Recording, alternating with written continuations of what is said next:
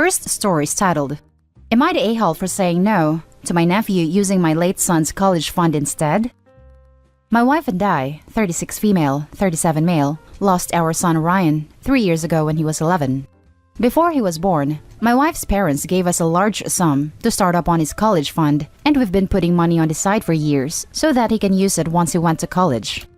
Unfortunately, he never got the chance, and we haven't touched that money since. It's taken time, but with a lot of therapy, we made peace with our loss.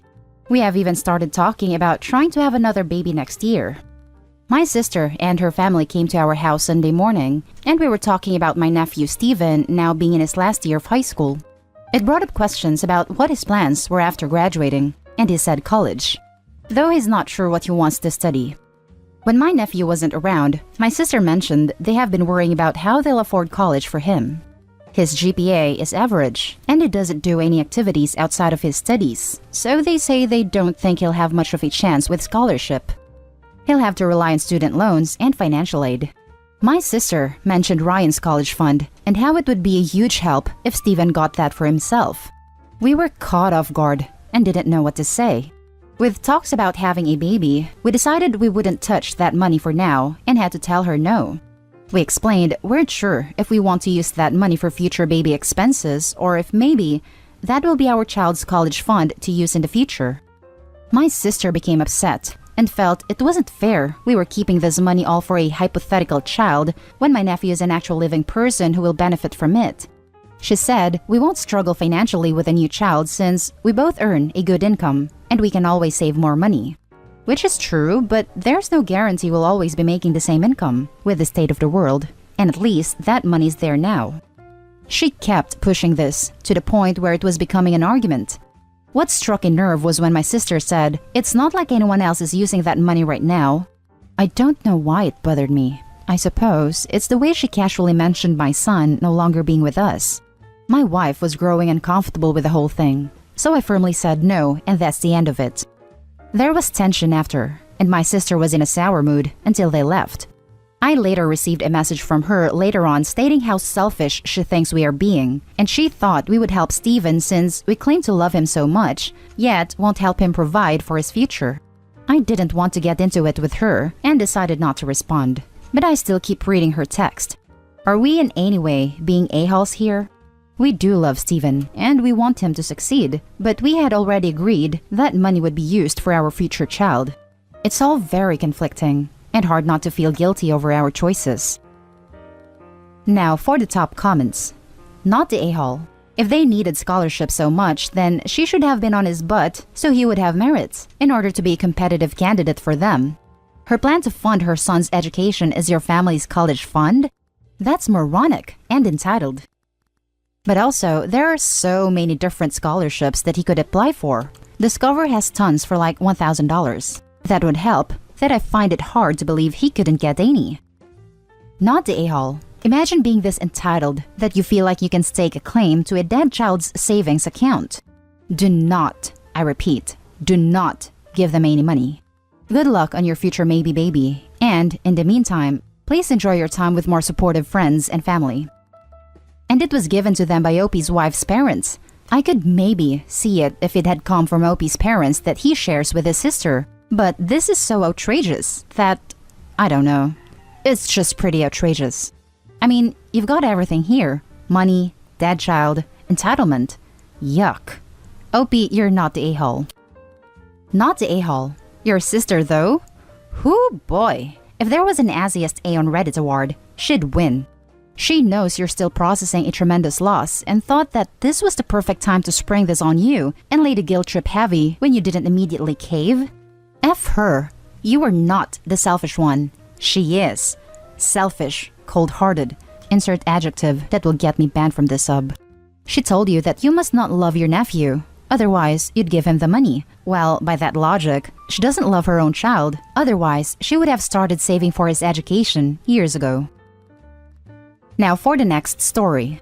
Am I the a-hole for refusing to replenish a college trust for my deceased husband's affair child? I, 52 female, am in an unusual situation and need an outside perspective, but want to maintain my anonymity. 18 years ago, it was revealed at my husband's funeral he had a pregnant mistress, 40 female. Obviously, I didn't just take the woman's word for it and stated that she wouldn't get a cent until there was a DNA test. When it was proven true, I was devastated, but agreed to set up a trust for the child for college and agreed to let them live in one of my rental properties in a good area rent-free until her child was 18. She had to pay for utilities. She agreed, and I made it clear that I wasn't going to do anything else for her or the child. I also made it clear that I wouldn't take on the responsibility of fostering a relationship between our children and that it would be my husband's side of the family's job. Fast forward 12 years and the mistress' child got sick and needed medical treatment. She didn't have enough money for what insurance wouldn't cover and reached out to me for support. I reminded her what our original agreement was and to borrow money from relatives for assistance. She said her credit wasn't good enough for a loan at the time, and she didn't have anyone who she could borrow the money from. When I wasn't budging, she got upset and accused me of being a monster for not helping a child in need. I reminded her that I already helped her child by setting up a college trust, but she could use some of that money for the costs if she really needed it. She agreed, and her child pulled through. Now that the child is 18 and intending to go to college in the fall of 2021, the mistress reached out to me about the trust and was upset when she found out that the amount was much less than what was originally agreed upon. I reminded her it was less because some of the money was used for the medical bills and that I never said I would put the money back in. I also informed her that I was going to start charging her rent the following year and she would need to pay or move out. I didn't care that she was upset because I was always straightforward about the situation. But now my mother-in-law and sister-in-law are starting to say that it's unfair to the child. I don't see it that way because the mistress had at least 6 more years to figure something out. So, am I the a-hole? Edit. Thank you so much for giving out your opinions and advice so far. However, I do see some reoccurring comments and questions, so I wanted to give more info just in case it changes your stance. 1. I am an American, and I live in the United States. 2. My husband and I were in our 30s, and he died in an accident, so there was no will. We were strong middle class but not rich. My husband had a life insurance policy that named me as the primary beneficiary and then our children, a house that wasn't paid off yet, $20,000 worth of his own savings, and 2 cars that was both in our names but also wasn't paid off at the time of his death. His mistress could have sued, but it wouldn't have been much. 3. The rental property that I let her stay in was an inheritance from my side of the family that was solely in my name, so my husband had no legal ownership of at the time of his death. 4. My mother-in-law and sister-in-law don't know the full details, but they know I have enough money to the point where I could pay for the mistress' child to go to a decent 4-year school and not miss it, even during this pandemic. They, on the other hand, can't. Edit 2. Also forgot to mention that because my husband died in an accident, that I got some money for that too. Now for the top comments. Not the a-hole. Blows my mind how much family members love to say it's unfair when they're not willing to lift a finger to help. Every time anyone mentions it to you from now on, you're more related to her than I am. You pay. Literally, just repeat yourself. Expected to pay for the mistress' kids' college. Unbelievable. The mistress had a deal with you where you allowed her to live rent-free in a property for 18 years while she only had to pay for utilities, and agreed to put money in a trust only once, and you didn't give her agreement to replenish it if she, by any chance, need to use that money. She probably got more money than she would have gotten if she had went after his estate at the time of his death. If they're so keen on supporting the affair child through college, they should not expect you to. Also, I guarantee now that she no longer gets free rent. She will probably end up moving, or you have to evict her due to non-payment of rent. Edited post for more info. Also, she lived 18 years rent-free. Seems to me that mother-in-law and father-in-law think that their precious baby boy did nothing wrong and that his widower has to pay for their equally precious baby grandchild to go to college. OP already gave the mistress a lot more than what she deserved. If the mistress wants money, she can take it up with the mother-in-law and father-in-law since they're so effing interested. 18 years free rent and a college fund when OP has 0 obligation to this child? Wow, this woman is generous AF. Because if it were me, I would have never agreed to a DNA test and told her to kick rocks. That's just me though, and I would have told mother-in-law and father-in-law to deal with it if they really want the child to be taken care of. I did a DNA test because I believe everyone has the right to know their genetic history for medical purposes. Not the a-hole. She was hoping for a free ride. No judge would entertain her if she tried anything legal. 18 years of free rent plus college money that she pulled from before and didn't replenish? She could have saved money or fixed her credit after 18 years of no rent. You fulfilled your agreement. You're good. Now for the last story. Am I the a-hole for cutting financially my sister off when I found out that I was the only sibling paying for her? I have 3 siblings. I am the eldest. My youngest sister is the only one of us who didn't attend college. She got pregnant and dropped out few months into college. I live in another state and see them only a couple of times a year. I am not real close to any of them. My sister fell into deep financial crap after the guy took off, and the baby, B, had a ton of medical issues that she couldn't afford. In the end, she moved in with my parents. Me and the other siblings decided to pitch in some money each month to help the youngest sister.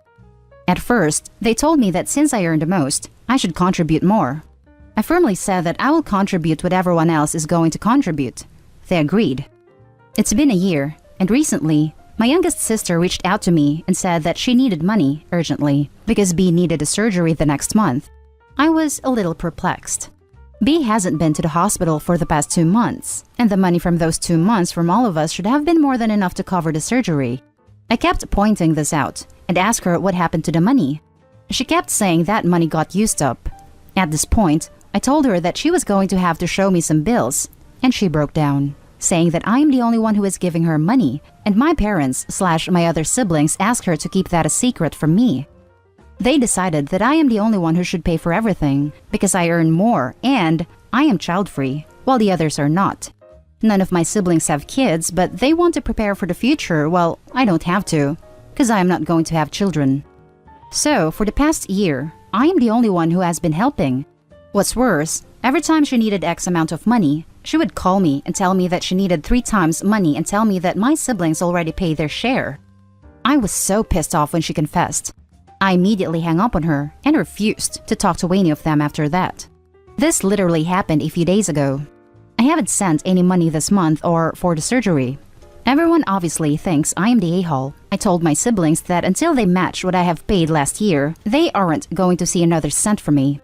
My siblings told me that they cannot afford that much right now and begged me to continue paying or, at the very least, pay for another year so everyone can figure something else out. I refused to. Am I the a-hole here? Now for the top comments. Not the a-hole. There are resources she could apply for. The entire family except for you are the a-hole. Exactly. She expects her siblings and parents to pay for everything. I get that it's hard having a sick child, but she needs to apply for every benefit she can get. To be fair, she may have. I hear medical bills are crazy in some places, and often benefits don't even get you to the poverty line. Not the a-hole. Clearly, they were running a game on you. That's really quite crappy of your family. I understand the baby has medical issues. Maybe that's part of the issue here. But why wouldn't you pay for a nanny so she could go to work? Your whole family is creating an environment of dependency instead of helping your sister grow. One day, your sister won't have a baby to take care of anymore, and she won't have any work experience either. If you give her another $1, let it be for childcare, and let her figure everything else out on her own. It's not Opie's responsibility to pay for a nanny. Not the a-hole. What the hell is wrong with your entire family? This reminds me very much of this AITA thread from the past summer, where one of the non-paying siblings in a similar family, underperforming child gets bankrolled by better-off sibling who is being deceived by their selfish sibling's level of participation, wanted to go tell her brother to pay up after he cut off the money spout. Opie, you are not the a-hole, and nobody will blame you for putting all these people in low to no contact. They're ticks trying to suck your blood. There's no benefit to you. You'll only be weakened and sickened, and they'll keep sucking until you're used up. And that's the end of this video, folks. As always, leave a comment and hit like and subscribe. And if you want more of this content, turn your notification on to get updated on the latest videos. And I'll catch you in the next one. Stay safe.